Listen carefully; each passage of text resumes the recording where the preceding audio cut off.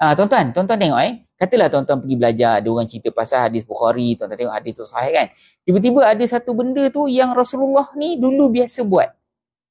Biasa buat, tapi orang kampung tu tak buat.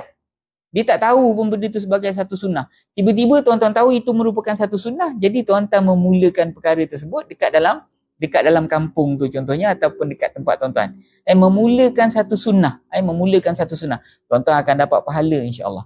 Kalau tuan-tuan ikhlas. Contohnya apa tuan-tuan? Contohnya tuan-tuan tengok orang ada hadis yang sahih menceritakan tentang hadis yang hasan ataupun hadis yang sahih menceritakan tentang pembacaan surah tertentu pada malam Jumaat.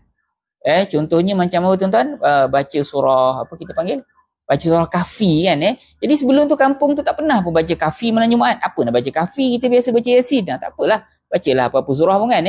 Tapi Rasulullah dia ada hadis yang mengatakan malam Jumaat tu ada kelebihan tertentu tentang baca surah Al-Kahfi.